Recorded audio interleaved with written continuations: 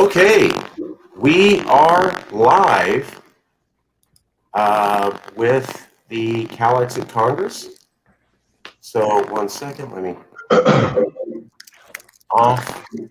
Okay, we are here with the CALEXIT Congress. We are live. Thank you all for joining. We can have up to 10 people in the StreamYard. Almost there now. We've alerted about 40 people about the show. If you're unable to join us at StreamYard, we're also showing this on multiple channels, which we'll get to in a second. This is the CALEXIT Congress, sponsored by yescalifornia.org. You can also go and find us at the CALEXIT Congress right there. Welcome, TJ. And again, this is by Yes California or the CALEXIT Congress, and there's the website. This is the CALEXIT Congress show for March 27th, and let's get started.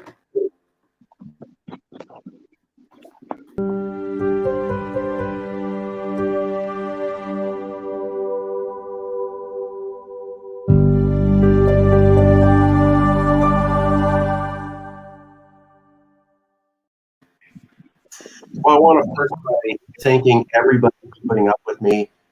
I figured out that technology problem, why I wasn't able to hear you.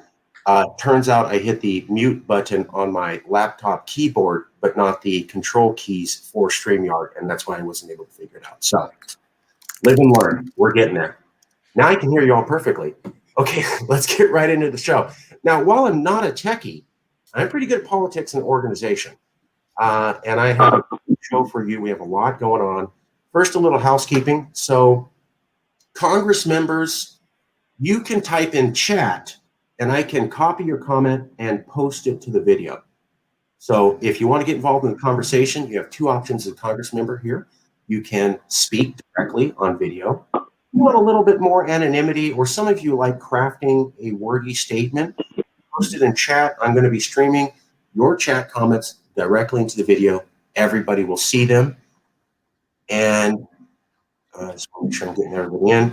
Now, if you are one of the people who are watching this on YouTube, Facebook, Twitter, Steemit, one of the 100,000 subscribers who this is going to be streamed to live, you can type in the comments section on your platform, Twitter, Facebook, Steemit, or any of the YouTube channels where this is being streamed. Your comments get fed directly here into StreamYard, and I can post them. So if you want to come and speak, ask to come to Congress in the comments. I can bring you into the studio. If you're here in Congress, you can speak directly, or you can type in the private chat, and I'll post some comments up. Or if you're on YouTube or Twitter, Facebook, Steemit, any of the groups that we're streaming to 100,000 people live today, you can type in the comments, and we will also post that. So again, Congress members, type in chat. We will post your comments. Viewers, here you go. Let me take a couple comments real quick. So right there, hey, Amir Mahdi 313 from YouTube, already streaming in. I don't know who that is, but it's a public member. He's already streaming in. Let's take a look at some of the private chats. Maybe with a mic, type on headset says contrast. Okay. Thanks, Nick, for telling me about the typo. I will get to that in a second, and I appreciate it. In my case, it's better now. So it looks like all the audio is working. Again, Congress members, type in there, and we will get to your comments. Why are we here today? Well, today is the CALEXIT Congress. That's what Nick was talking about. Let me show you how awesome StreamYard is. So Nick just texted me, hey, bro, you got a typo. Fixed. CALEXIT Congress, show for March 27th. That's what we're talking about. You can see a CALEXIT Congress right there, or you can go to yescalifornia.org to find it more. But why are we here? Well,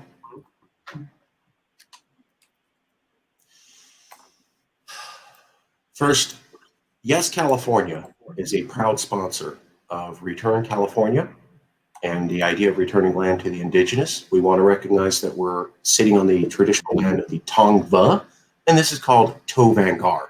Additionally, we support people like Julino Costa and the Land Back Initiative. The CALEXIT Congress.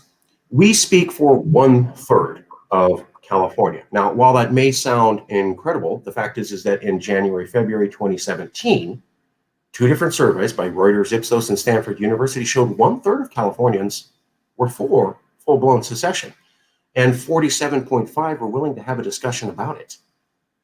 We also want to say thank you to everybody who agreed to be a CALEXIT Congress member and to distribute these CALEXIT Congress live sessions, streaming live on StreamYard, to over a collective 100,000 people who are subscribers. Yes, California on Facebook with 38,831 people. Governor Wildstar's YouTube channel with 29,800. Yes, Cal Twitter with 19,700 people. Adam Kokesh on Steemit with 14,482. Yes, Cal YouTube on 687. And Stark Truth TV with 211. Small members, big members, we want to work with you. And what we've done is we've asked CALEXIT Congress members if they would be allowing us to stream just this Sunday show to their channels once a week. And in return, they get to speak on popular issues that work both for their viewership and for Californians. So it's a symbiotic relationship. Consider joining the Yes California Network. We also have another person I can't mention, but we are online to get 120,000 people that we will be streaming to. And the goal is to get up to 200,000. I think we can achieve it in about 3 weeks. This is the CALEXIT Congress, where you set the agenda for the entire movement. Members here at the CALEXIT Congress are all normal Californians from a wide variety of backgrounds, just like yourself. We love the fact that California is super diverse. We have many different people who think many different ways, come from many different ethnicities, religions, views, backgrounds, and we love it. This is the place. We're reflective of California, very diverse. And while this is mostly Californians, we have a couple of Americans here who love California, and we love them too. Most members are Californians like yourself, who think that after the instability on January 6th and the instability of the last 4 years, it's not unreasonable for Californians to have a conversation about what if California can't rely on the federal government. Say, for wildfires larger than we've ever seen in 100 years, or a global biological epidemic, and we don't get directions from the feds on how to handle it, or an economic collapse comes and we need a stimulus check and we don't get what we need. All three of those examples happened, and they were not all under Donald Trump. Multiple administrations, multiple times, we had figured out for ourselves, and we were left in the lurch. January 6th was pretty bad, and it scared a lot of people, and it showed a level of instability that I think a lot of people hadn't seen before. And what we're saying is it's okay to have this conversation amongst Californians about what if. You do not have to believe CALEXIT is the option, but you do have to believe that it's ridiculous to not be having this conversation now. We're 40 million people. We're the world's 5th largest economy. Nobody says that we can't survive on our own financially. The question is, should we? Okay. Let's have that conversation. And here's why. This week, GQ magazine in England posted this article.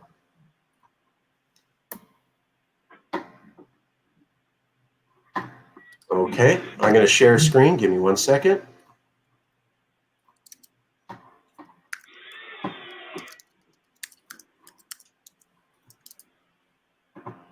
Okay, we are sharing screen. Take a look at this. Yeah, I accepted cookies. Okay, so GQ magazine in the UK. The United States so reviles itself, it might actually break up. From CALEXIT to Cascadia.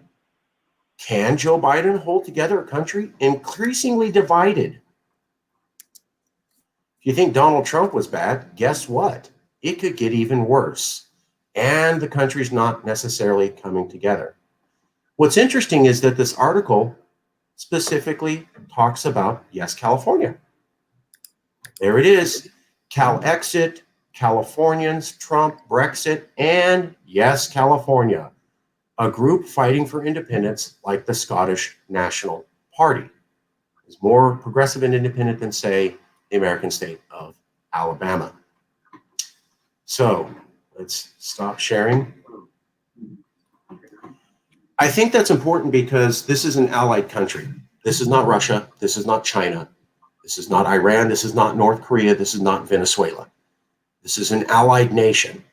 3 months after Biden was elected, writing in a popular magazine, GQ magazine is not small, saying, America's still polarized and can't come together? Is this country reliable? And then they specifically mentioned this organization, Yes California. So Yes California was in international news, did nothing to earn that, just happened because of our name recognition. And they're talking about a continued instability with Biden. That's what we're talking about here, folks. Let me check the comments real quick. We'll come right back. Going to public comments. Amir Mahdi. Hey, how's it going? Long live freedom, Carlos Footballer. How you doing? Yes to California, Amir. All right. All right. And let's go to private chat. Today is the 28th. Right. Got the date wrong. I will fix that. Let me just repeat something I'm saying. We are growing incredibly fast. So we just launched StreamYard 2 weeks ago. I just got 100,000 people to broadcast this week. So I apologize for the typos and thank you all for correcting it. I'd like to apologize for the CALEXIT Congress, to the CALEXIT Congress members, and I'd like to remind everybody, I understand little typos and we're going to fix it, but focus on the trajectory. We're getting big fast, we're getting professional fast, and I will straighten out all those errors as we get better. Okay, getting back to the agenda. So that was an article by UK Magazine talking about how America's so destabilized it may not work. They came out that this week. Additionally, here's another article that came out. And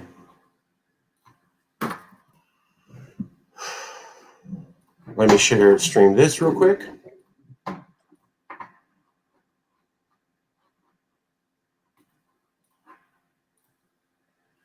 Okay. Globalization or fragmentation, international trade data.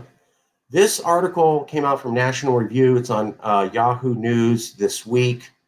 Basically, the entire concept is if California secedes from America, then international trade will grow. So that's 2 articles talking about California secession this week. We did nothing to earn those. They just happened. Allied nations were talking about an America that's still unstable, and this may be a possibility. Economists were actually advocating for California to secede and saying it would be good for global economic growth. So we have people saying, hey, it's a good thing for the world if California secedes in mainstream news. And we have allied nations in international news specifically mentioning Yes California and saying you may have to do this because Biden may not be able to put America back together no matter how much he wants to. And that's why we're here. Consider joining the CALEXIT Congress. Please like and subscribe to this channel. That was the, we're going to cover the agenda real quick. So we're going to have 2 discussions today. The CALEXIT Congress discusses important issues across California and America, international and domestic, cultural and political and governmental. We make stances that fit for the California people, and then the CALEXIT Congress, through committees, works out resolutions. So you're able to speak for the Congress. You can join Congress, you can suggest ideas for issues, and you can get involved, and you can have us promote your statement. We've had people come to us and say, here's an important issue for me. And they were able to sell that through, and we were able to look at it and say, that is an important issue for all Californians. And then we promoted that in that resolution. So you can come and do that. So the first 2 issues we will be looking at is the federal stimulus. Was it enough for California or just for Americans? The second issue we will lightly touch on is the Biden policy of Latino children in ages, along with like Trump. We will also talk about publicity projects. The CALEXIT Congress is here to talk about important issues and issue resolutions, allocate funds, but we also are here to promote the idea that it's okay to have a conversation about CALEXIT. Yes, California reached a deal with Liberty Block to jointly publish a book on Amazon on how to terrify liberals into supporting secession.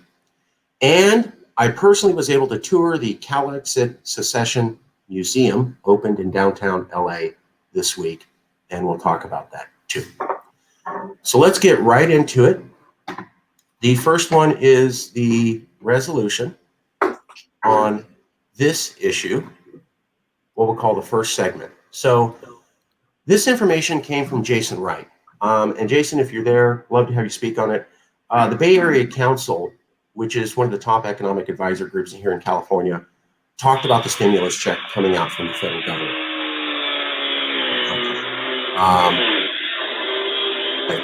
Sorry, if you could mute yourself. I have to mute Mike. Okay, there we go. Bay Area Council talked on this week about the stimulus check coming out from Joe Biden and said it was not enough for Californians. Wouldn't go that far, given the region's high housing costs. So we're not alone. Now, Jason and I were looking at this. Jason really piloted this idea, but he points out that the stimulus check is really good for about 46 states. You typically want to look at a rent for a 2-bedroom apartment for 1 month. And for 46 states in America, that stimulus check does that. It provides for 1 to 2 months rent. This data came from rent data by state, and we'll show you the map in a minute. What that also means is that for 4 states, the stimulus won't even pay for 1 month's rent for a 2-bedroom apartment, which is the standard that they're looking at.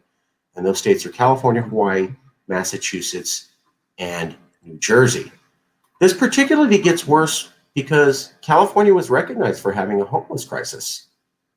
I mean, here you go. Here's U.S. News talking about the homeless situation is so bad in California, it affects all of America. So for the last 2 years, we've heard about homelessness and high housing prices here in California being worst anywhere in the country.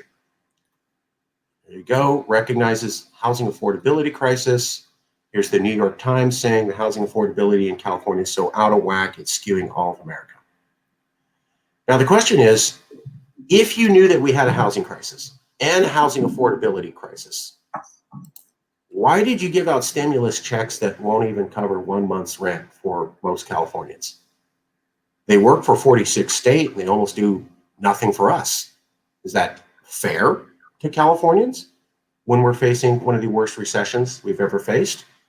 A couple other factoids. Clinton and Obama also didn't give California stimuluses when we needed. So I know a lot of people don't want to hear that, but in 1993, there was a recession. We went to the federal government and asked for a stimulus, and we were denied by Bill Clinton. Then California went into a horrible recession. Obama did exactly the same thing. There was a recession. We asked for a little bit of money to balance our budget. He said no. So this is the third Democrat president who has not given us the money that we needed in a crisis. A lot of people said the stimulus check is fair. And when you look at the readings with the stimulus check, what they're talking about is that California got its fair percentage based upon a percentage of the population of America. So they took the total amount of Americans and split them up by bodies and said, okay, well, you get this much based upon people. And they go, that's fair. In fact, you had Tony Atkins, one of the top-ranking California politicians, saying, this is fair. It's not fair. It doesn't meet our housing needs for 1 month when America says we have the worst homeless crisis and worst housing pricing crisis ever, and we've been a donor state forever. So I'm going to turn it over to the group. Any comments from Congress about how you feel about the stimulus check? Was it enough? Was it not enough? Jason, if you'd like to jump in, I'd love to call on you. Let me check out private chat. Important to note, Jason says it's important to note that California has 10% of the population. Let me post that real quick.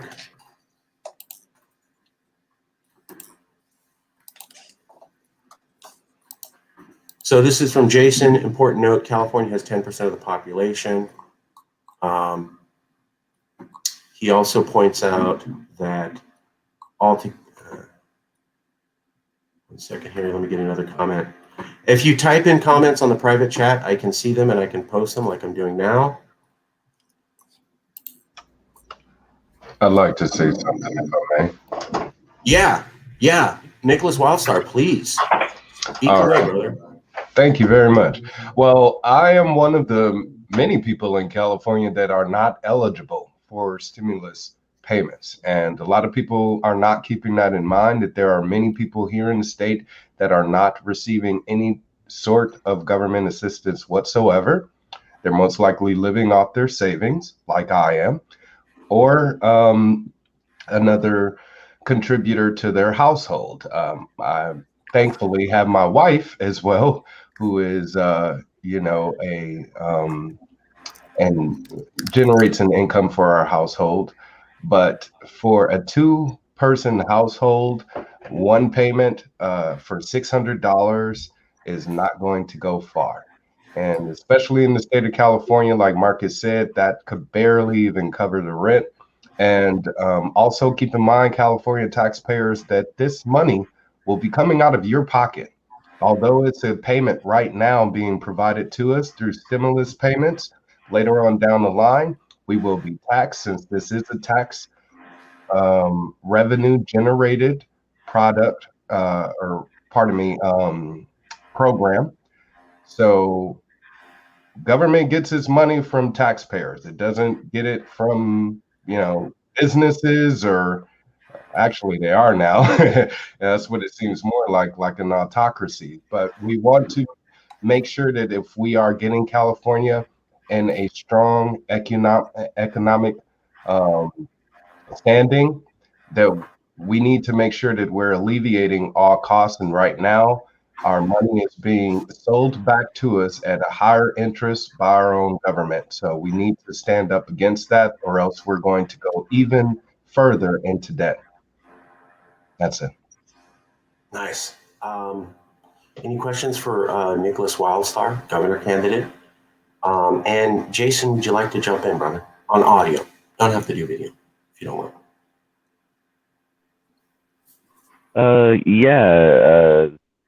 I mean, I don't really have any question for Nick, but I could share a little bit of my own personal story with being, below poverty level, and what this stimulus does and does not do. Please. It has not yet come to me, and when it does, it will not be able to get me a place to rent. Not only that, but I'm gonna end up spending it all back in buying food and rock stars and coffee and stuff. So ultimately, it's just gonna keep me from smacking down on the hard pavement at the bottom of the hole. And you live in the Bay Area, is that correct? Yeah. And so there's the federal government representatives, folks like Nancy Pelosi, spending, what was that, $46,000 or some insane amount on some like Italian gelato or something. I mean, it just smacked me right in the face as I'm hitting some of my worst time and looking at, the road ahead is going to get even more rough. And, my elected official is out there just spending insane amounts of money that I don't see in 1 year on freaking ice cream. So on the screen right now, to back up what Jason's talking about, you can see a map of nationwide rent data. What I want everybody to notice is that most of America's green, okay, affordable, 44, 46 states. There's Massachusetts. Here's the New York area. You can see this is a tiny area of the country. There's the Washington, D.C. area. Here's Miami. I think that's Boulder, Denver, Colorado area, Seattle. So you look at these little cluster here, Massachusetts, New York, Washington, D.C., Miami. And then look at these little clusters, right? They're about the size of that arrow or the hand. I can almost cover the whole thing with the hand. See? And now let's look at California. My God, it's almost all of the Seattle, Massachusetts, New York, Miami, Washington, D.C. areas combined in landmass. I mean, look at how big this is, all this red stuff. That's where a majority of the population lives. And as I'm showing you right now, that stimulus check is going to do nothing for people. But it's going to help everybody here in green. But if you're in red, it ain't going to do a whole lot. So how does that system work for Californians? We're a donor state. In fact, Tony Atkins, when she said this was a fair deal, reminded everybody that we're a donor state and then said, oh, yeah, and it's fair, this deal that we got. It's not fair. It's not going to help us. It won't alleviate poverty. It won't alleviate homelessness. It won't help out people for 1 month. So we basically get nothing, while 46 states get everything. Is that a good deal for Californians? I'm looking to Congress, your comments. Like, is this fundamentally fair how this worked out? Or is this not okay that California is part of a system, pays more than its fair share for decades, and when it comes time to bail us out, we can't even get something that helps us out for 1 month? I'm looking for Congress. You can type in comments. Is that fair? Something I want to put in perspective. So $600, I've lived in multiple states. This is Christine talking, by the way. So 10 years ago, I lived in Savannah, Georgia. $600 did not even cover my rent then. And then going forward with how the economy's changed and everything and rent prices keep going up, I've never lived in a place where $600 covered my rent. I lived on the outskirts of Atlanta in Clarkston, Georgia. It's one of the lowest poverty areas in Atlanta.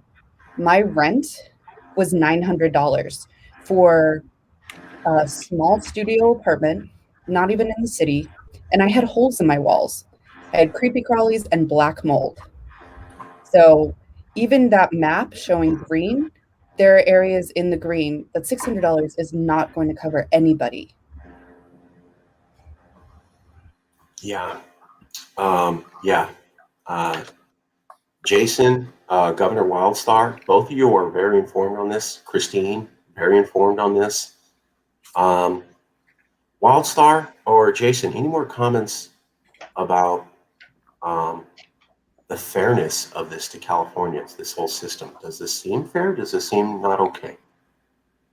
Not at all. If anything, the people of California needs to recognize that this is unsustainable moving forward. It's unsustainable for our economy. It's unsustainable for our livelihood.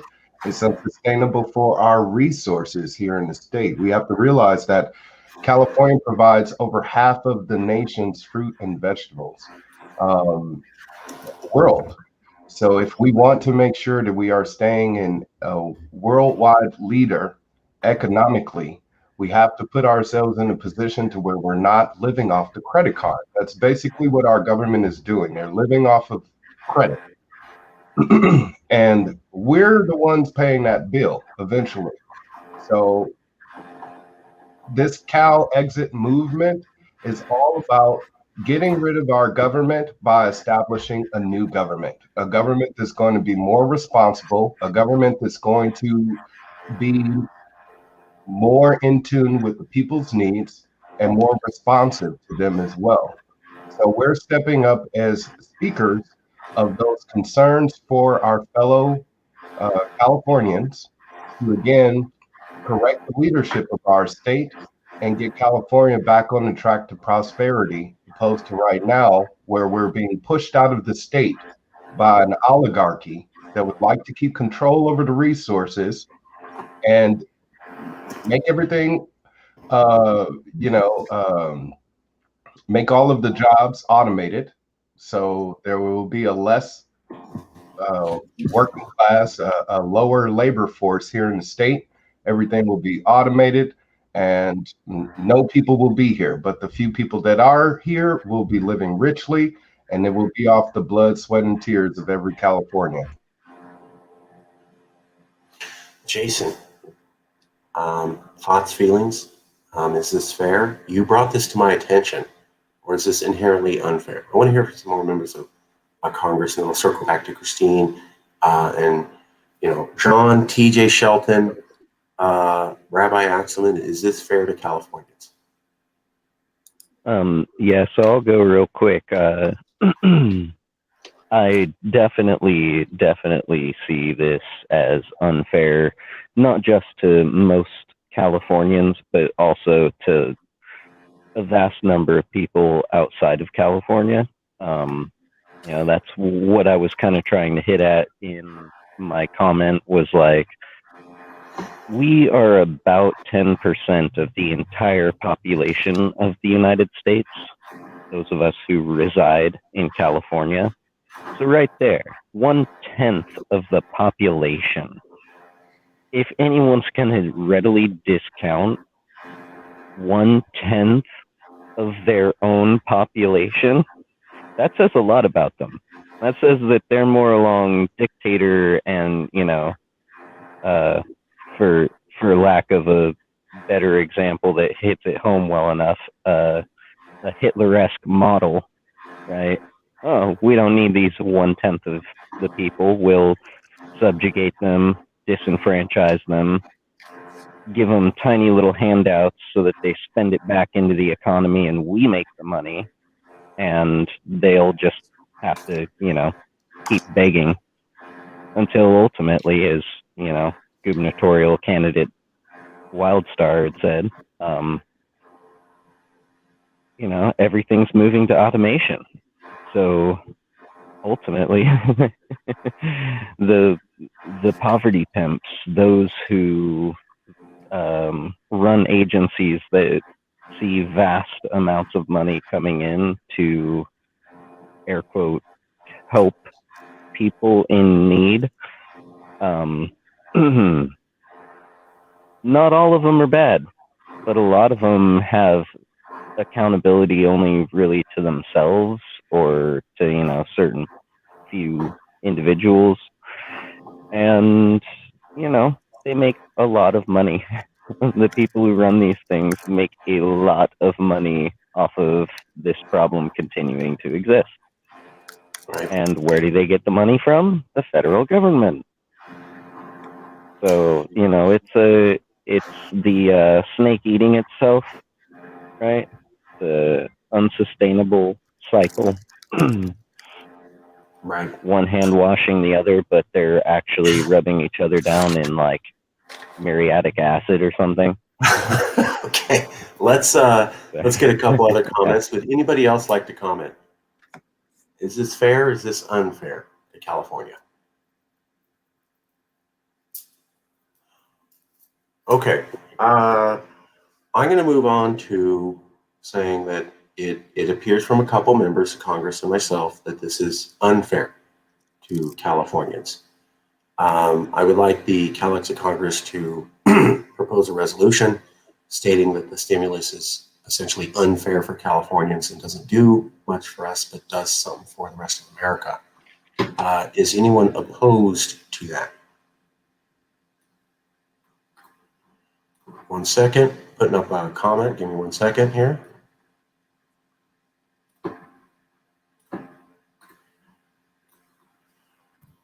This is by John. So John just is a CALEXIT Congress member. He just posted this in the chat. I'm posting it. I concur with that. My experience with stimulus simply isn't that helpful to the people who truly need it. So that's about 4 or 5 members here. Is anyone opposed to us making a resolution by the CALEXIT Congress talking about how the stimulus is unfair to Californians? No one seems opposed. Then we'll go ahead and move forward with that. I'm going to assume that everybody here is okay with that. So that's at least about 7 votes. And this is now official business, and we'll do that. Okay, moving on to the next issue.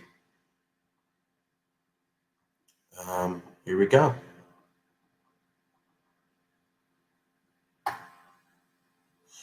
We've already talked about this here in the CALEXIT Congress about how locking up Latino kids in cages is not acceptable.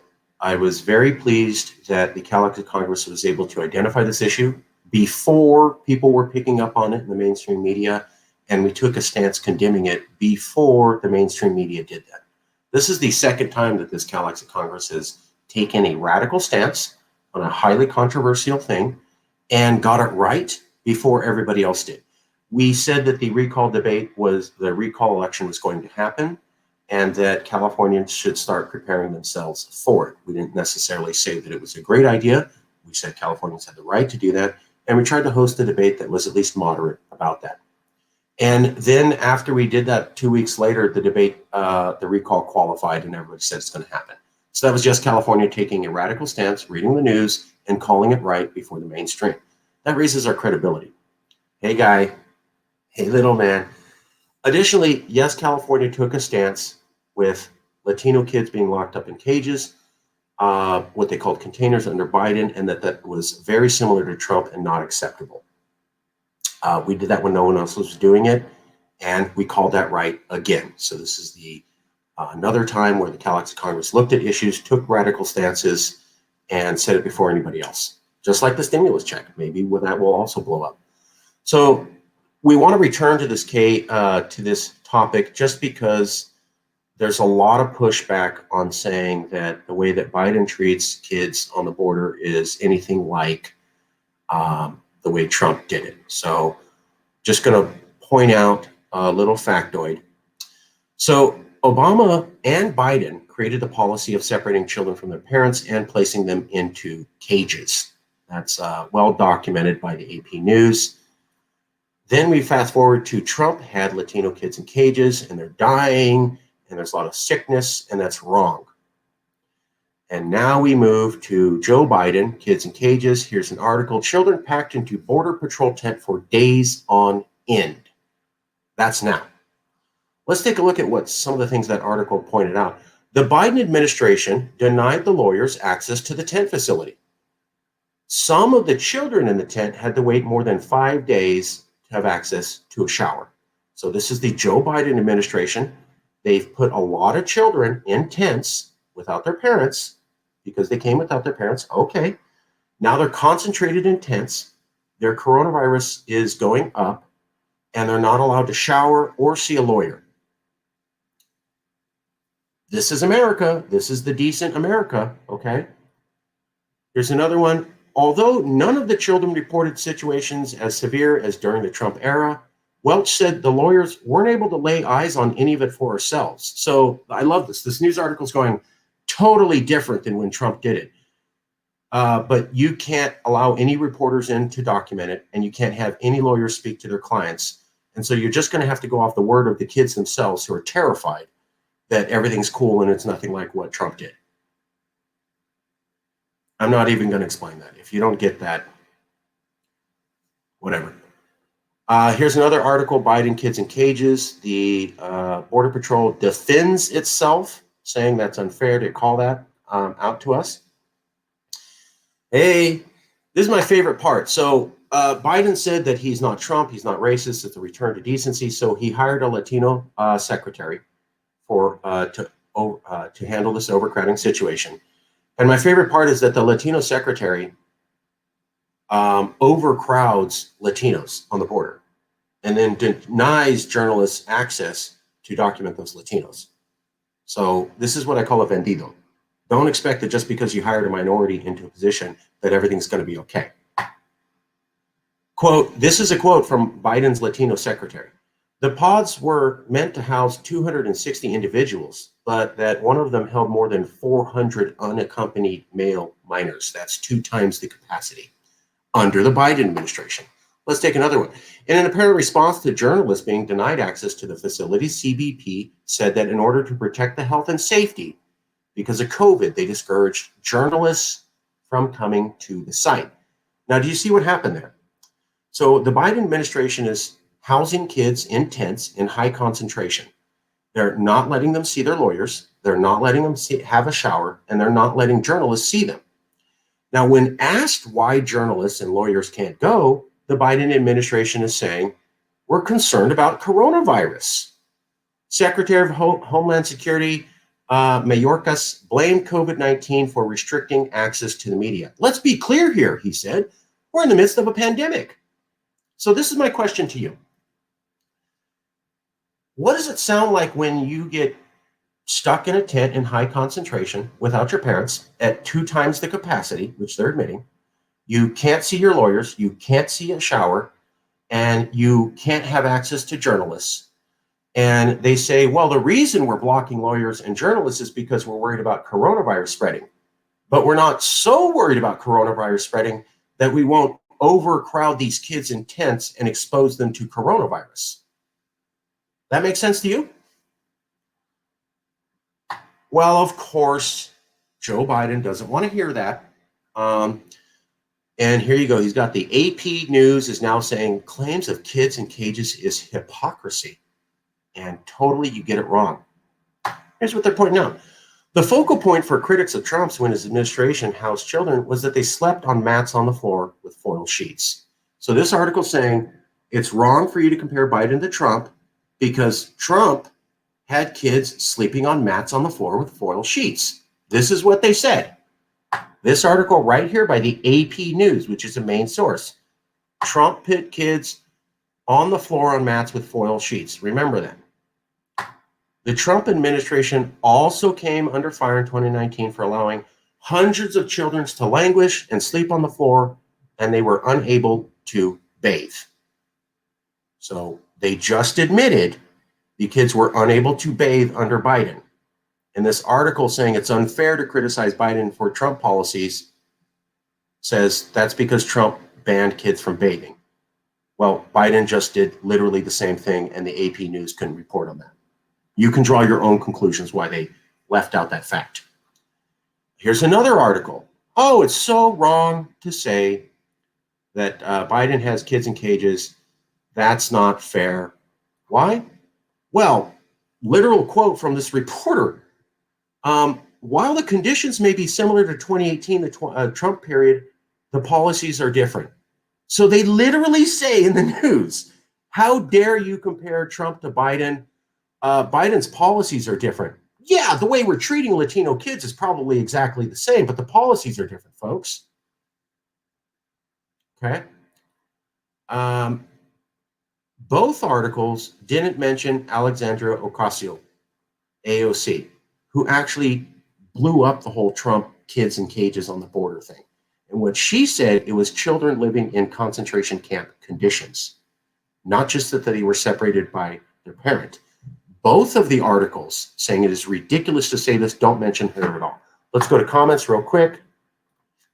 Hey, weaponized news, recall Newsom. We already did a show on that because the MSM are hacks. I'm not sure what that means. Private chat. Oh, nice. Here we go. Here's an article. All right, we're going to go. This is from a CALEXIT Congress member who just posted this to chat. Let me show everybody this real quick. By the way, if you post to chat or you type in the comments window on YouTube, Facebook, Twitter, we can see it and I can feed it directly into the video. Or if you're here in the Congress, you can post directly to chat. Let me add. Okay, so this is the article. Sorry. This is the article they're talking about. Al Jazeera used to allow migrants from Mexico as critics slam kids in cages.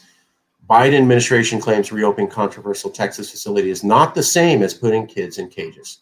Okay. Thank you very much.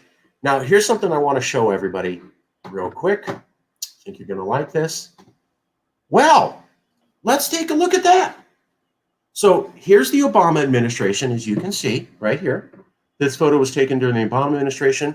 That is kids in a cyclone fence in a small area, confined, breathing on top of each other on a mat without even a blanket. So remember, Donald Trump was criticized. Marcus, the screen is just still showing your screen. Oh. Okay. Let me stop screen sharing. Thank you. Let's try that one more time. See if I can do this. Share screen. Application window, StreamYard, share. Okay. Can it show?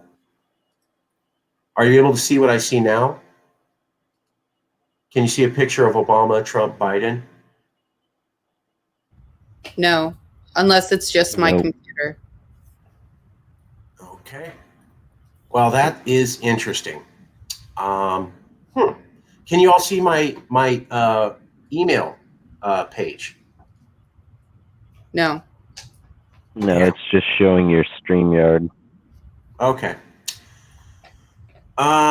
Technical difficulties. I had funny. That's interesting. I guess it won't show material on my computer. I had actually put together a nice package of photos, which I'm not allowed to share with you now, showing the photos from the Obama administration, the Trump administration, and the Biden administration. Give me 1 second to see if I can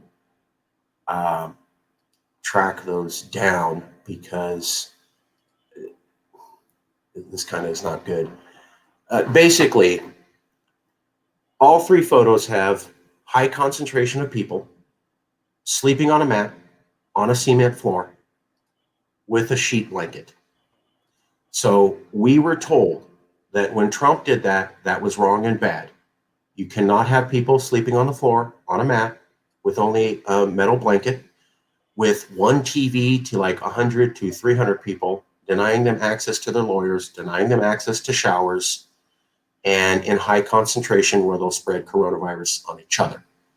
I'll try to track down a web link to show you, but literally the photos coming out of the facility opened by Joe Biden are exactly the same, except they put a plastic wall up instead of the cyclone fencing.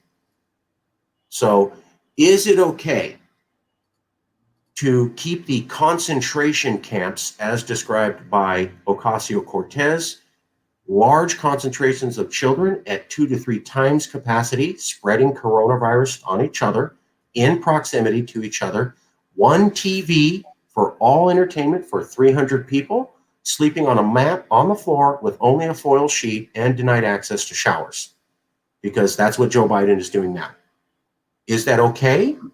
Or is that totally different than what Trump did, because he didn't technically separate those kids from their parents, and now they have plastic sheets instead of cyclone fencing? Or is concentrating humans in over-concentrated facilities where they sleep on the floor too close to a concentration camp as described by AOC? This is the time for the Congress to give their opinions. Let's check out some comments. I cannot see others' chat comments either. Well, D. Schlack, we just posted you. So if you comment on YouTube or anything, we can post your comments. And for CALEXIT Congress members, if you are here, you can post your comments directly into chat, and we will post that. Again, Congress members, type in chat, and we will post your comment. YouTube viewers, Facebook viewers, Twitch, Steemit, other application windows, type in the comments. It feeds directly into the show, and we can show that. But this is the question. Is it okay that we have kids in cages, basically? They just tore down the cyclone fencing and put up plastic fencing. Does that make it totally different? Or is it still too damn close? Comments? Okay. Let's go here. Well, here's a comment from Weaponized News. It's good when the Dems do it, and it's bad when Trump does it. You know, I'm not a big conservative, but I got to say these things appear too similar. Comments from anybody in the group? Let me see if I can track down one of the photos, and I can show you.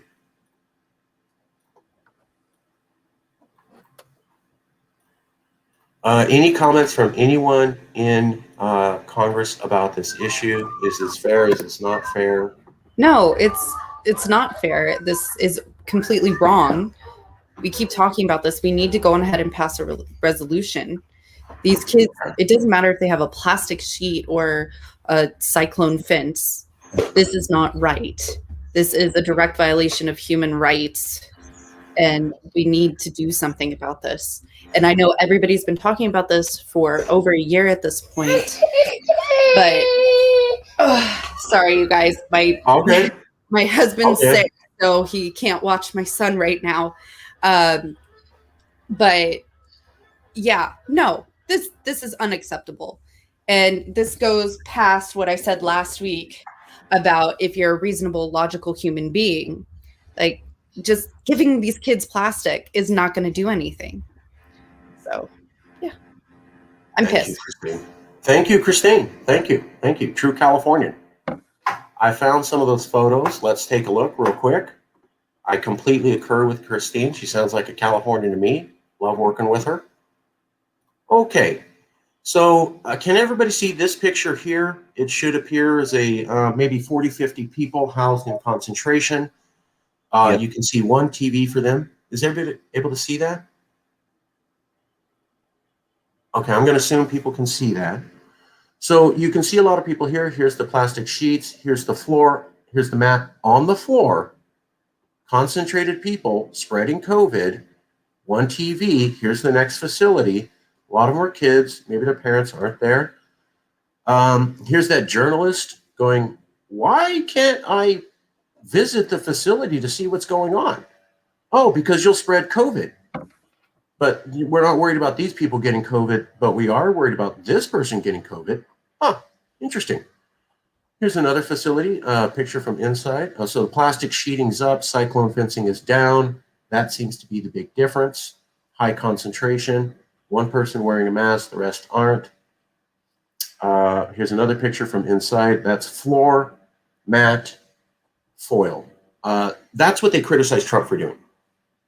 So the big difference is these kids were not forcibly separated from the parents and they have plastic sheeting, but it's still floor and a mat and they didn't get showers. And that is literally what they criticized Donald Trump for doing.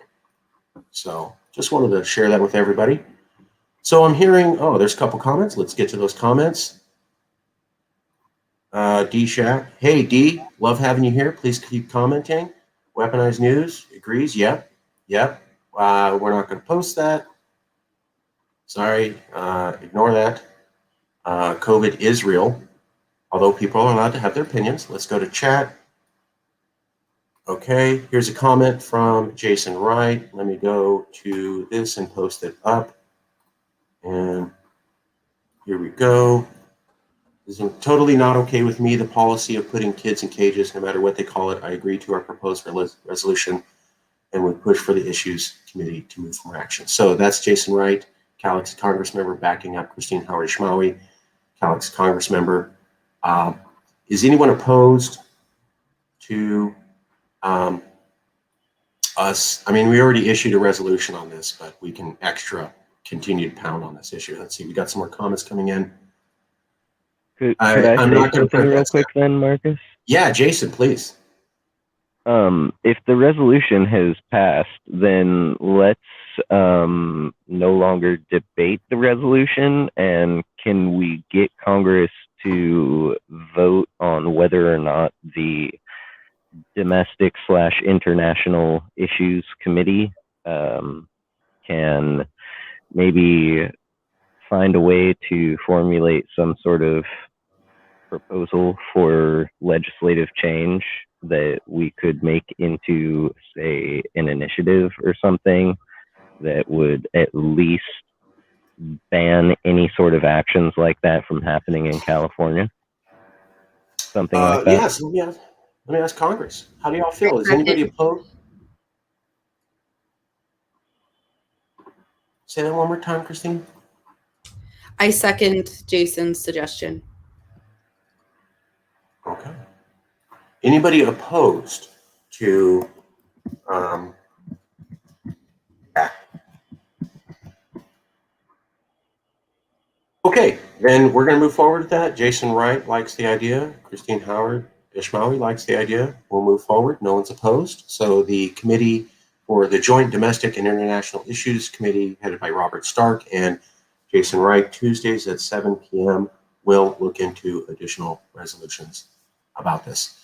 Okay, well, we are doing great on time. We're about 2 minutes away from the end of the main Congress session and going into where Congress votes.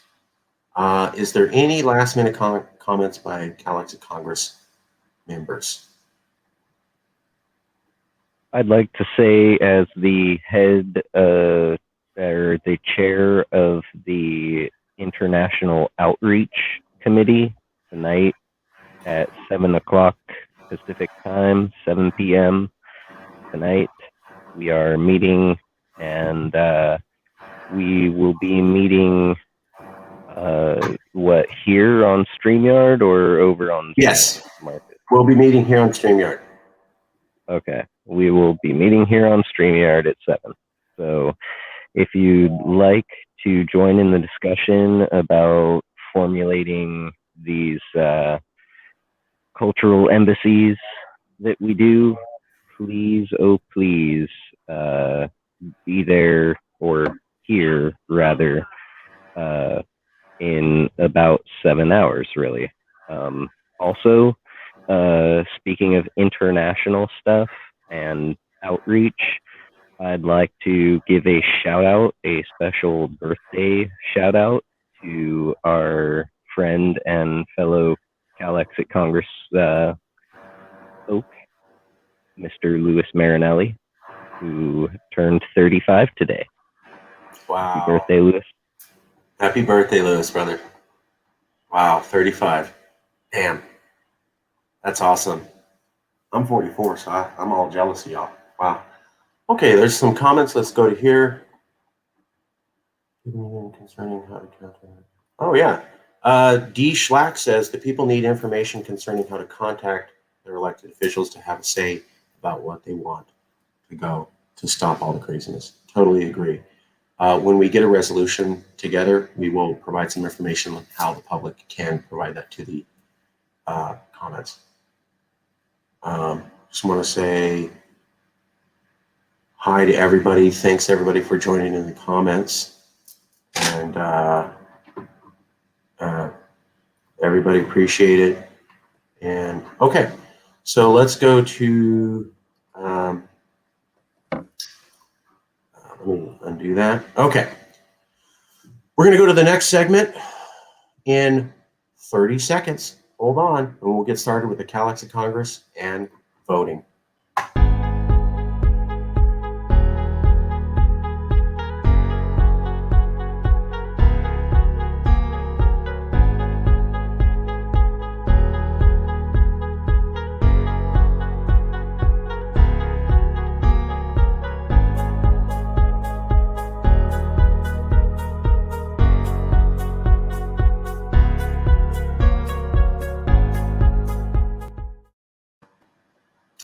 All right, we're back, and this is the actual formal Congress session. So we normally start at 11 to 11:10 is the agenda, the monologue. Why are we here?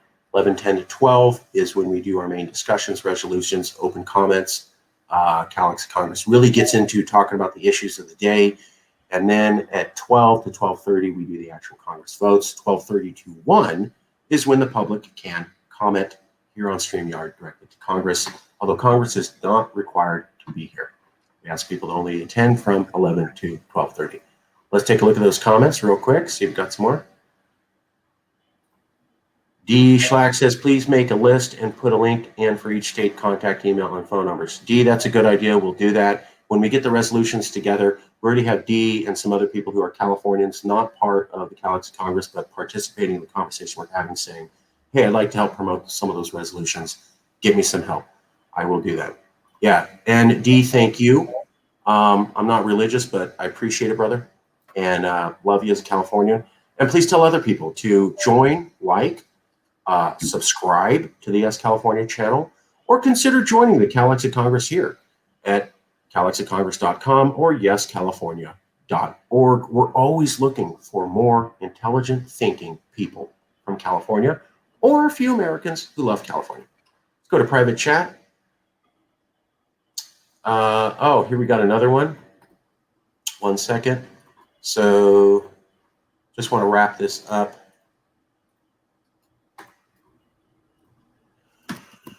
So speaking about the kids in cages, John, another CALEXIT Congress member, had this to say: "It's not okay with me either.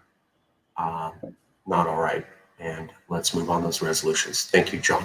Any CALEXIT Congress member types into the chat, we will post it.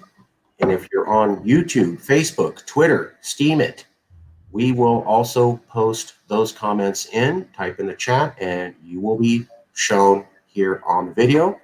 So again, CALEXIT Congress members to chat, we'll post your comments. YouTube commenters comment, and we will post your comments on the Facebook, Twitter, Steam it, and other YouTube accounts that we have. Okay, now getting to the issues of Congress today, we're going to talk about some promotional projects.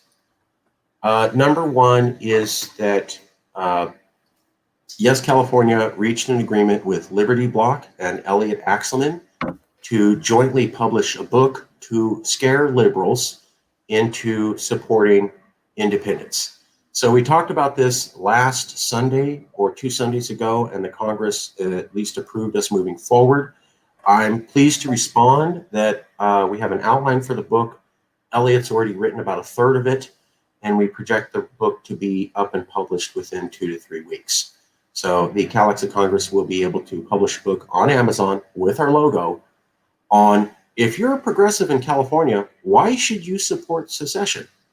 It's going to be an argument for them on why this is a good idea for California progressives.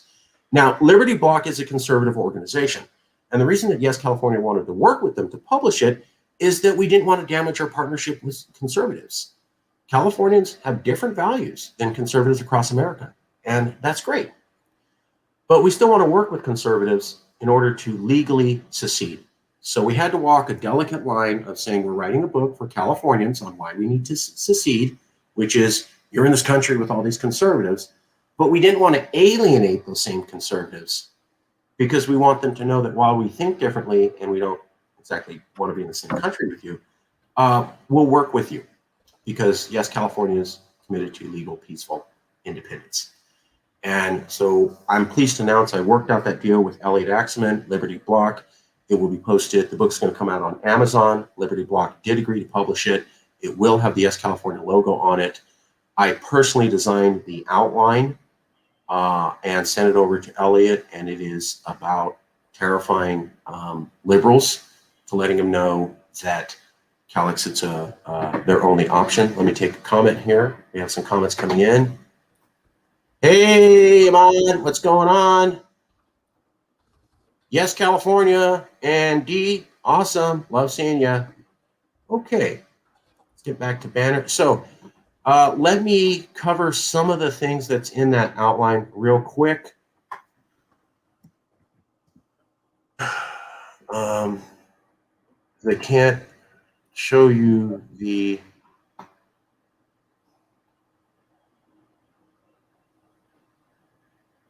Okay, well, I'll come back to that in a second. I'll get the agenda. Any comments or feelings about, Jason says also hashtag Yes California. Oh yes, hashtag Yes California too. Any comments or feelings from the Congress about a book designed for liberals in California on, you better secede now because even if Biden won, it's not going to be okay. Basically, the premise is this is something we've talked about routinely in these circles, is the Constitution of America allows about 40, 45 small rural conservative red states to have a lot of power.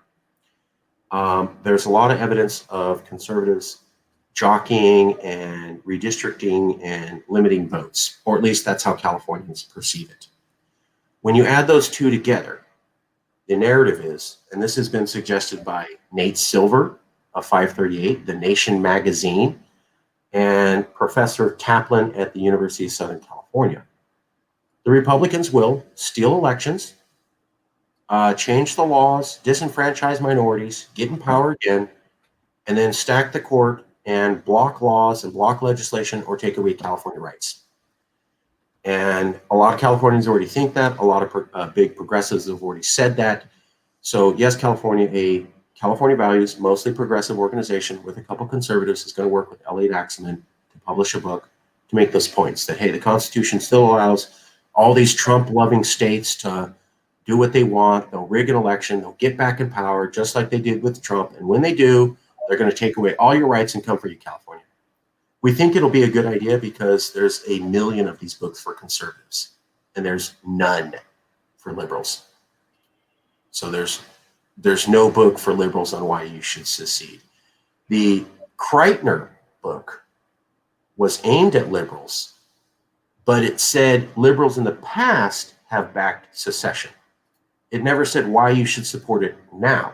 It just said, hey, it's unfair to say only red states back secession. Here's some liberals that did it. This will be the first book ever for liberals on why you have to get out, taking the same stance that conservative books do. So, any comments from Congress? We expect to have some progress in about 3 weeks on that. Yeah, I call it the need to secede. It's not just a want, right? Like there are plenty of things that I want, but secession is something that California actually needs. We're going to decay and mostly die off if we don't. So I think the book is a great idea. Okay. Any other comments from anyone else?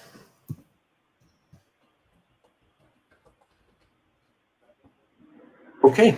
Then we'll move on to part 2. So that sounds good. We'll be moving forward with that book. It'll be a book to promote independence. It'll highlight this CALEXIT Congress. By the way, the CALEXIT Congress already produced the best podcast on secession called California Dreaming, right here from one of our Congress members. We've also launched our StreamYard channel, which is going very well, raising our professional appearance. And we also got 100,000 subscribers to watch this show live, or at least be streamed to them, or at least worked out agreements with people to do that. And we're in line to maybe get 120,000 in a few weeks. But there's even more coming up. So recently, the Secession Museum, as I call it, opened up. So it's called the Free Republic of California. And let me find that real quick. Free Republic of California. Give me 1 second.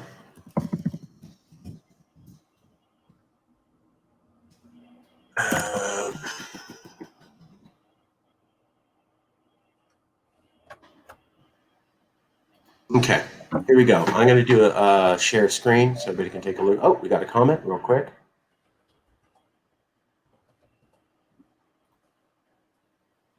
Yes, I've done a lot of research on California, and I know that the culture and history of California people is much richer than anywhere else in the United States. Well, I don't want to say we're better than the rest of the United States. We have some Americans here, and I love them.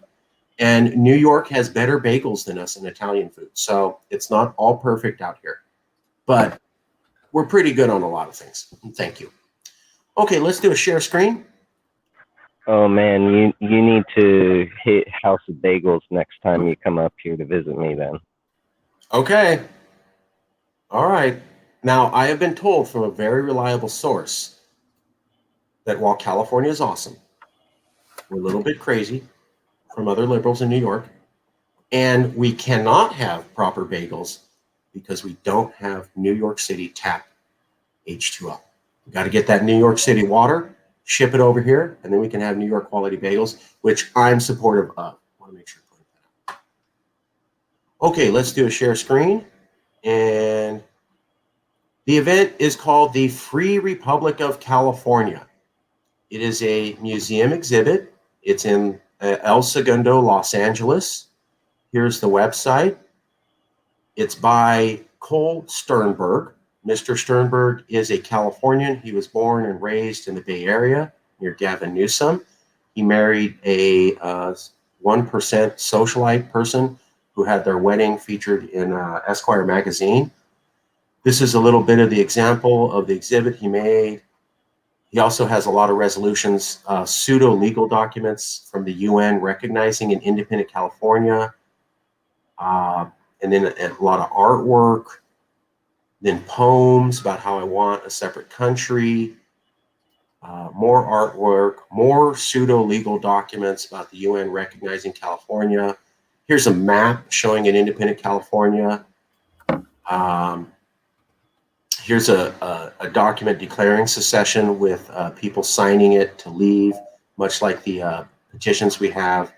Here's a flag he made of a future independent Republic of California and some additional artwork. And what I liked about this is that this guy has no contacts with us or the movement at all.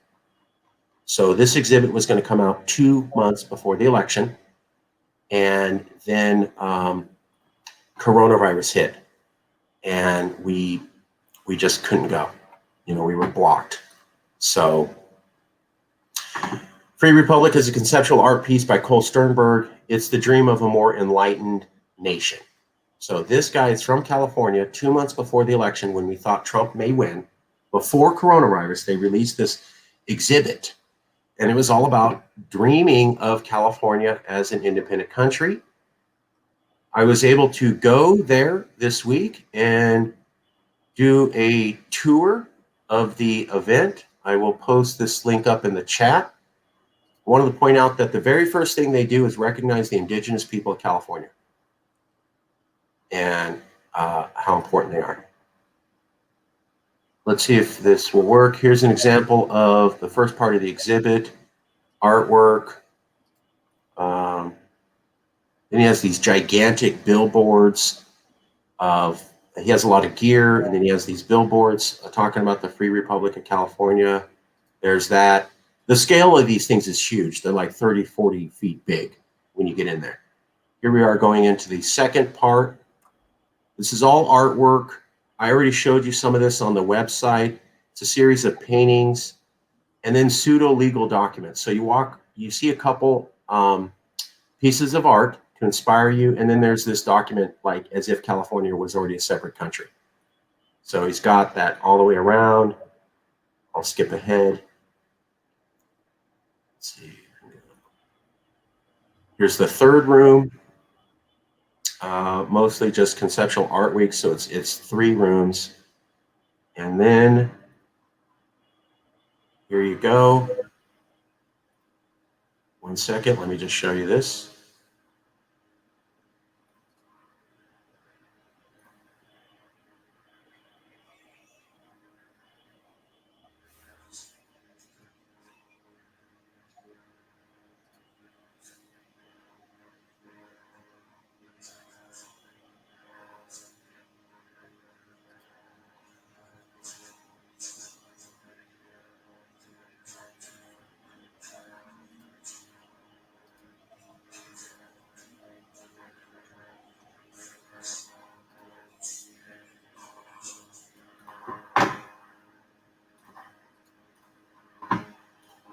So what you can see is it's an exhibit to California as a nation by a very famous California artist whose wife is well connected in California circles and who grew up in an area where Gavin Newsom lived. Coincidence? Maybe. Now, Biden won and Trump lost, but this exhibit got started when nobody knew that. And then it lost the steam because of coronavirus. But it's by a professional artist who spent 2 years dedicated to inspiring Californians to think about California becoming independent from America. He's never been part of the movement. I've never met him, never heard of him, but he spent, I don't know, I think that museum, $300,000 or something to build this over 2 years, and he got a local LA museum to put it up. And it's available for viewership right now. I have this copy of the California Constitution that you can get if you go to the museum exhibit. We also have this great poster, which I can give out to someone, and it's a very lovely poster. So I was able to wow them so much with the speech that I'm giving there at the end that you saw, that it's very likely that Yes California or the president of the CALEXIT Congress will be in the official commercial for that museum. I was asked to stop and do 3 separate videos for the people running the museum and talking about how Trump almost won and how great exhibit it is. So when that museum actually starts promoting itself, it's getting going. I went the first day it opened.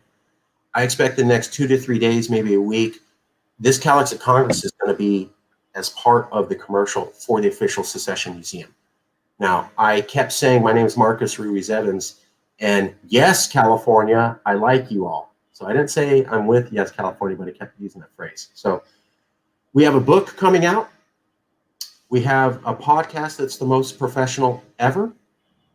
We have a Secession Museum unlinked to us promoting our same concept better than we could.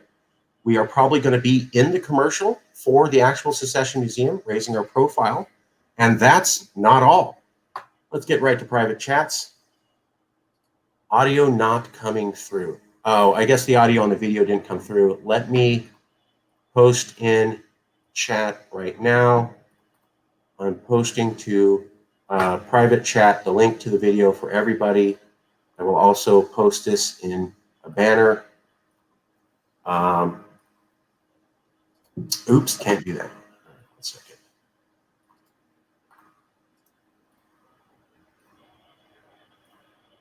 That is the YouTube link, if you can type it in. It's also available to all the CALEXIT Congress members. Okay, final publicity project I'd like everybody to know about.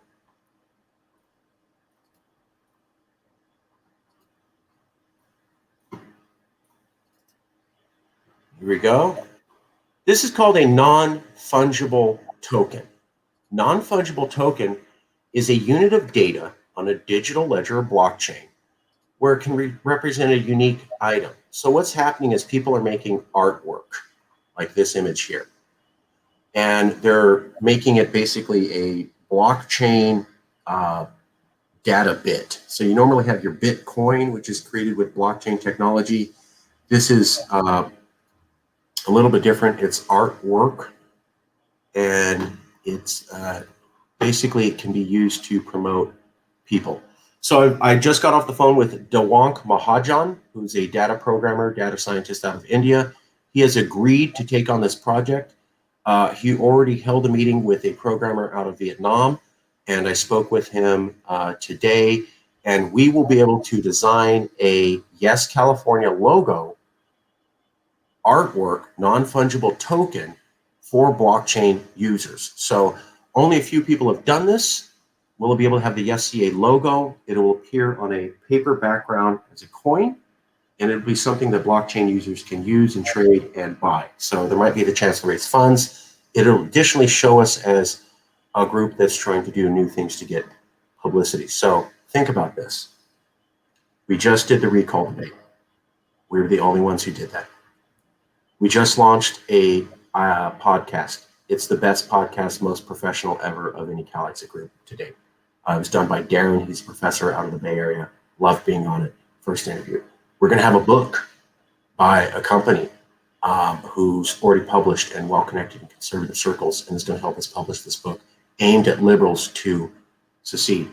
We're also going to be in the commercial for the actual Secession Museum. There is an actual Secession Museum. We've only been doing StreamYard for 2 weeks, and we're already up to 120,000 people watching this. And we're going to have a non-fungible token of Yes California coming out in about 3 weeks. So those are the publicity projects on the hopper, as my pops used to say.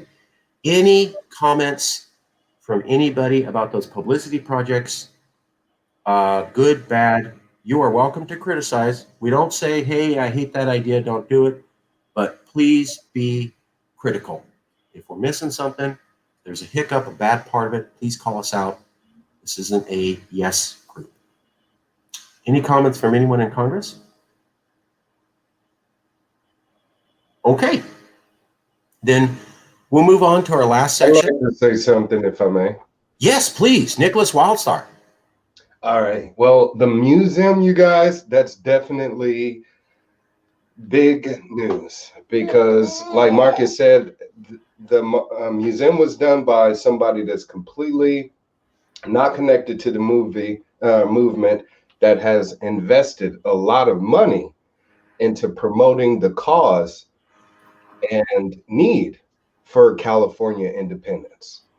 I think it would be best for California, Yes California, to use that as an opportunity to gain more attention, bring more awareness to the movement, as well as hopefully gain new members by doing so.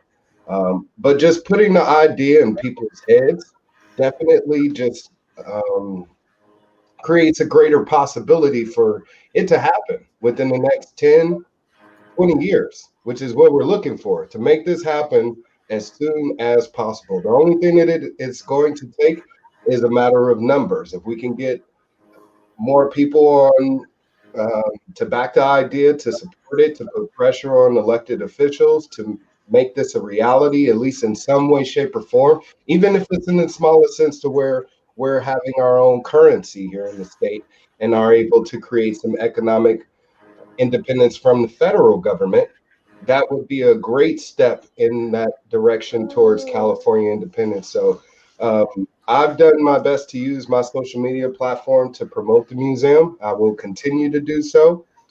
Encouraging everybody else to do the same, as well as when this NFT becomes a reality, because NFTs are very popular right now and are getting a lot of mainstream attention. So California is definitely California is definitely ahead of the curve on this. So I just applaud all of you for being a part of this, and I'm very happy and excited to be, involved in this myself. So. Okay, well, since you said that, I'm going to have to say something. Nicholas Wildstar is the only registered political candidate to publicly endorse CALEXIT.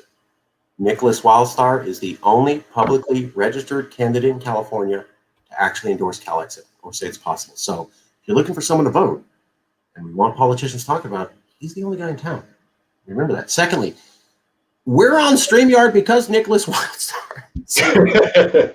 I am not a techie, folks. I am not.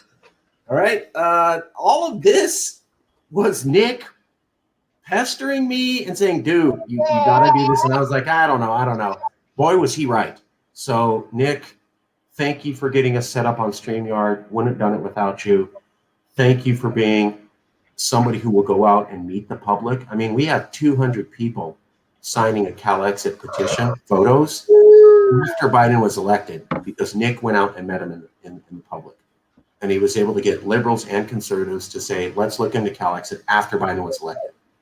And he's the only candidate running for CalExit. So Nick is one of the best members of the CALEXIT Congress. He is running for governor right now. He did not vote for Trump. He does not like Trump, but he is a conservative. Check out Nick Wildstar, or Wildstar 2020 for governor. 2022. Wildstar. 2022.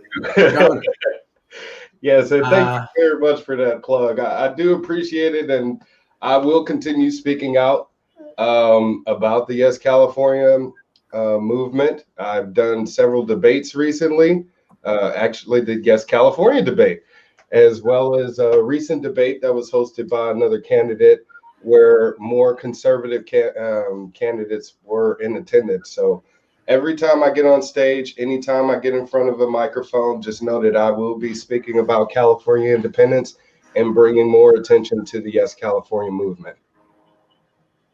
It's been nothing short of life-changing working with you. That also brings up another promotional project. Jason Wright brought this up, and Nicholas Wildstar brought this up. I think Sam Chaney may have brought this up, and maybe Rabbi Stephen Axelman. I'm not sure. Sorry, guys. It's a stream of consciousness. I'm talking to people. But a second recall debate. The first one was very successful. A lot of people saw it. A lot of people said we did a balanced job and we looked good. We didn't take sides. We walked it through fair. And it raised our profile. If we can get one new candidate, Yes California is willing to host a second debate. We don't want to have a second debate with all the same people. It might be questioned like, didn't you already do this? But if we get one or two new candidates, we can have a second debate. So I will leave that to anyone in the Congress. I've already talked to a couple of you about this who said, let's do it again. Yes, We need a second candidate. We can host a second recall debate. And it might even be bigger than the first because we already have a reputation from the first one. So if anyone can help find a recall candidate, we can have another debate and it can be big.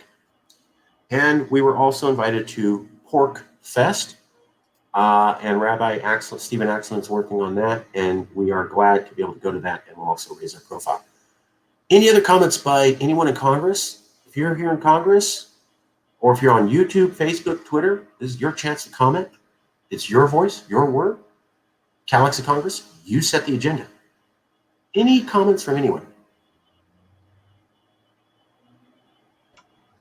A second debate would be great. I did speak with Daniel McCurry, another candidate that hosted the debate last week.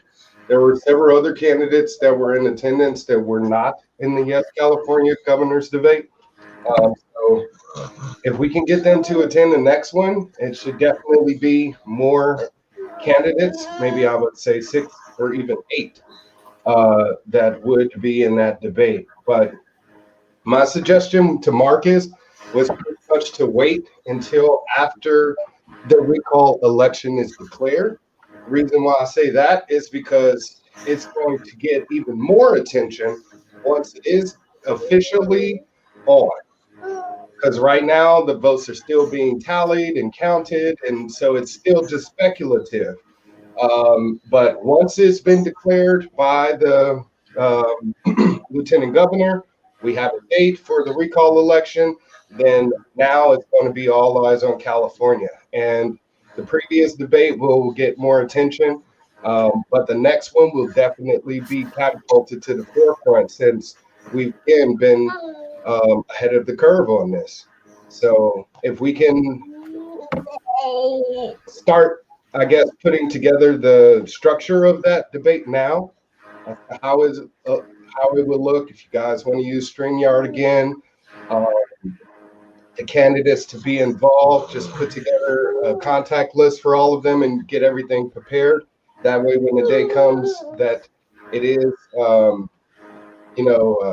announced that we're going to be having this recall election, we can just get things going. But you can count me in. Awesome. We did ask the other people who participated in the debate, and they said they would come back too. So we can get all the candidates back. We just need a new candidate. Yeshua says the more debates we can see, the better. The earlier, the better. The more, the better. And this is the great thing. We can debate this. This is the Congress where we debate the best strategy. Perhaps having it right now isn't the best idea. Perhaps waiting's the best idea. Could I weigh in on this? Yes, please. If you're Congress, weigh in. How do you feel about a second recall debate? When should it happen? How should it happen? What do we need to do? We got a couple of different ideas. What do you think? Jason? Well, I agree with Yeshua right there. The more debates that we can have, the more time spent on talking in detail, because the average run-of-the-mill corporate autocrat politician can say certain taglines and throwing keywords that'll wow people into thinking they have some grand plan for things. I know who I'm going to vote for, and that's because I've heard an actual plan. Right now, if we only have one debate and it's only an hour, and there's like 5 or 6 people debating, then we may only really hear a quick summary of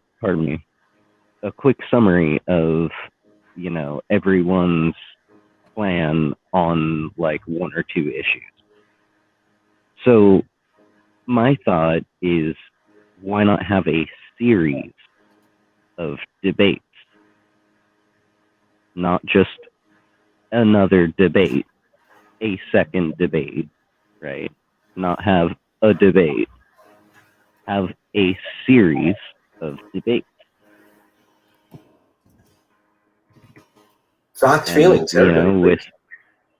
with the recall process and all of that,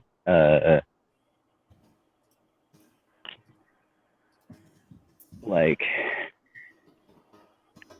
however long we have in between it becoming official, you know, how candidate Wildstar was saying, however much time we have between then and when we actually go to the polls to vote,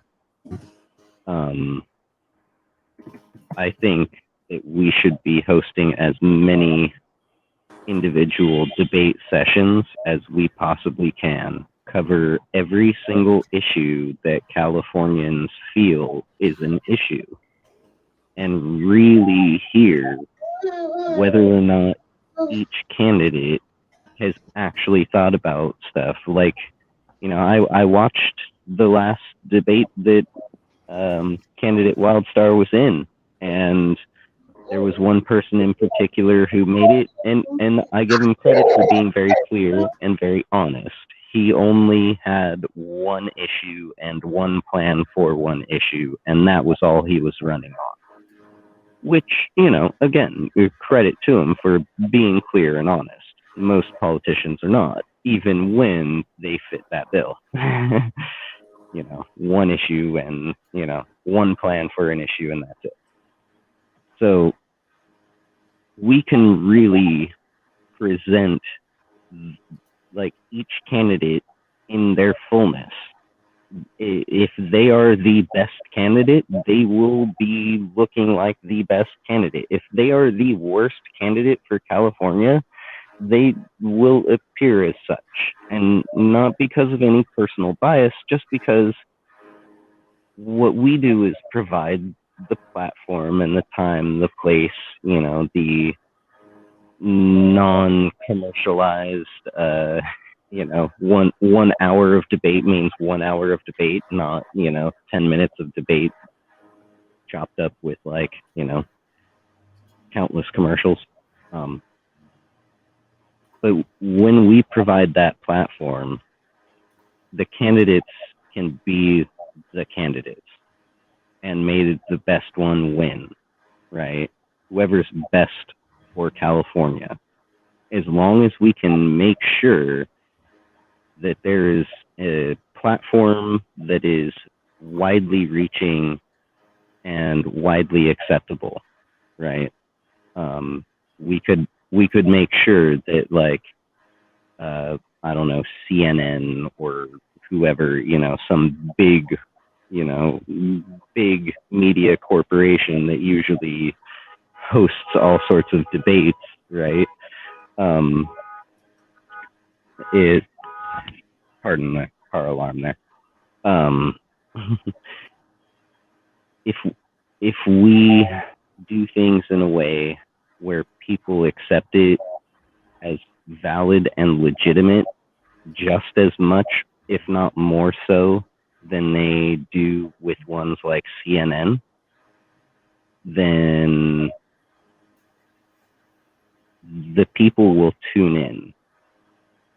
When the majority of people tune in and the candidates have the ability to just be the best selves that they can be, that gives the people a very clear option, right? Like, okay, well, what's your issue? Which candidate do you identify with, right?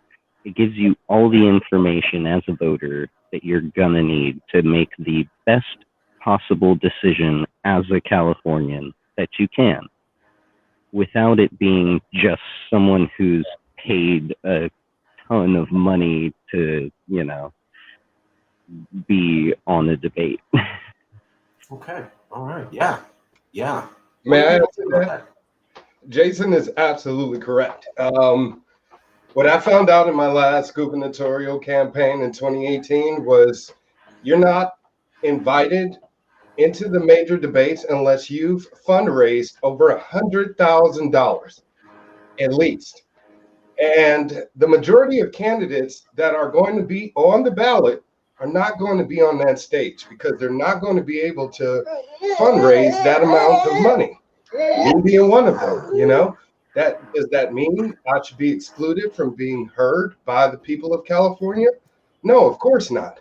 But the major publications, mainstream media outlets, they control that that platform. So whether it's TV or print media or whatever the case may be, they have control over that. How can Yes California penetrate through that to connect with the average voter? It's this right here, this this outreach, because we're showing that we are not inspired by money, we are not inspired by fame. Our motivation for doing this is simply by making sure that the people of California have an opportunity to hear from all of the candidates that's running for office equally. So Jason is absolutely right in saying that.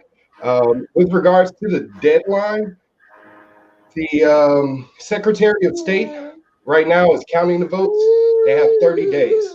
So between March 17th, when the deadline was, and April 17th, they have to count all of the 2.1 million plus signatures to find out how many of those are eligible.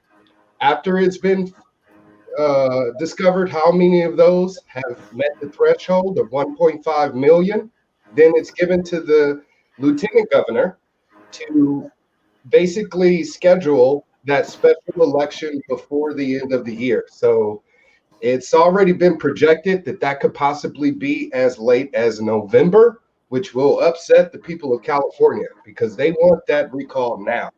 So there's going to be a lot of pressure on the lieutenant governor and state officials to make that recall election happen as soon as possible. Like I said, the more opportunities Yes California has to step up to the plate and present the candidates to the public, the better it's going to be for the people of California, as well as adding to the legitimacy and professionalism of Yes California to be taking these issues seriously. And that's what we want by more people, is to let them know that we are the official organization of We the People of California.